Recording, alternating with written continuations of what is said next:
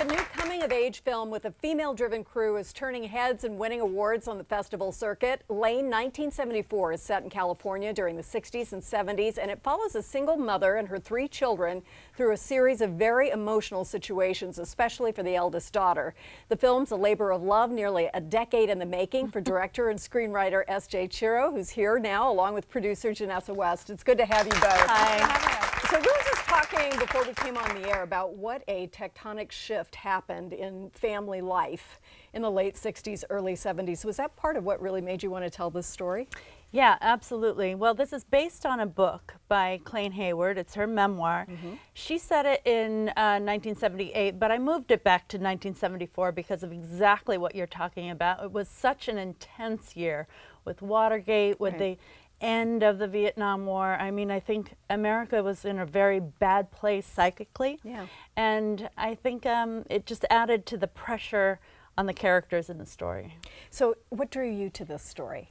Well, I mean, definitely SJ's energy. The script itself was amazing, and you don't come across a lot of scripts that are just so quiet, yet they're telling such a huge story. And, yes. You know, well, and we're seeing little pieces of it, and I don't know if we'll see it here. This is towards the end of the movie, but this is a good example. There's such moodiness in the landscape near the sea, away from the sea, but it says California, but it says so much more. Can you tell me a bit about that? Well, actually, this story is very, very close to my own story, and I grew up on 2 communes in Northern California, and we actually went back to the land that I grew up on to shoot. It was very important to me. It was, it's so evocative, and as you were saying, it's just, the land is actually emotional. Right. And it's a character almost in this. We actually won an award at a film festival for the landscape, for the character of the natural world. So you said that like it's no big deal, the communes you grew up on, which actually at one time wasn't that weird a thing to say, but now it's a little bit unusual because people who are, you know, a good deal younger may not know that that this was all part of this giant sociological change that happened over, you know, 10, 15 years where virtually everything changed. Tell us a bit about your life. Well, my parents were from the East Coast and they moved to California. My dad went to UC Berkeley for grad school and promptly dropped out to go live in the country and start a commune of people that were like-minded and wanted to be away from the society. Was, you know, it was really falling apart. And so people wanted to see if they could find a better way to live. Right. And so a lot of rules were thrown out the window and kind of starting over, and some of it was successful and some of it was a little hard.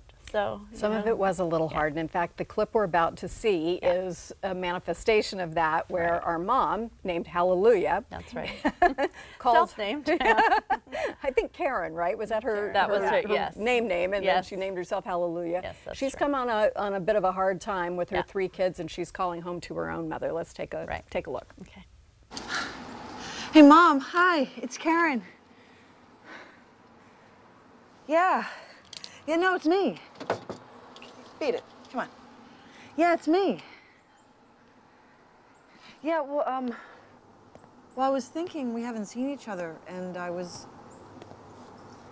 maybe thinking I could come over tomorrow. We could all come over?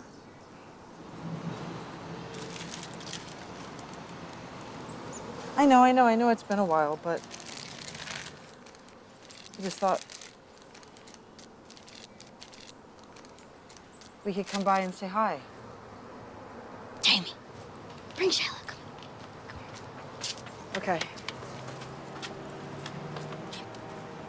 Then tomorrow. We're gonna share it, okay? Okay. Yeah, Mom, God be with you too. Let me see your teeth. Wipe. Okay, me? Okay, let me see your teeth. Well, you're gonna piss in something white for 2 days. Are you happy? And there you have it all. And the kids have you know, pulled a ho-ho out of the trash because they're not allowed to eat that sort of food.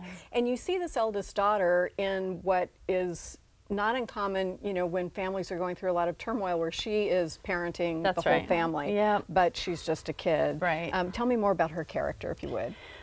Well, And a great actress. a What wonderful young fantastic actress, actress. all of the kids. That's right. That's Sophia Mitri-Schloss, and she was a real find because this character carries the whole film.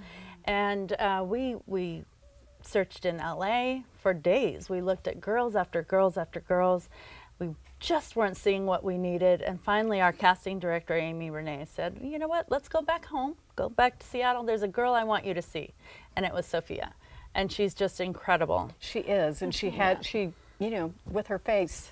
Yeah, says everything. Yeah. Tell me about the women in front of the camera, behind the camera, how female powered this film is. Well, it was really important for us to make sure that the balance in front and behind the camera was female based. We had 2 female production designers, female editor, huge female cast as well, which is kind of unusual right now.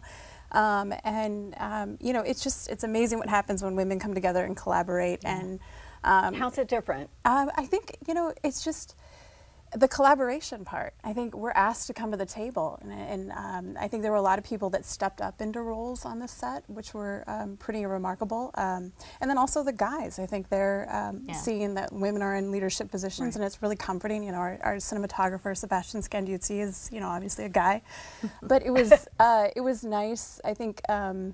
To see a different way that a set could run. I mean, you know, we talked a lot, we collaborated a lot, we you know, worked together quite a bit. Not to say guys don't, but it's just a very different different energy. Different energy, vibe. different vibe. And very appropriate to the material. Thank you both very much. I Well, really what enjoyed a pleasure. it. Thanks for having us. Please visit our website. We'll have a list of local screenings for Lane 1974. You won't be disappointed. Just be ready to think.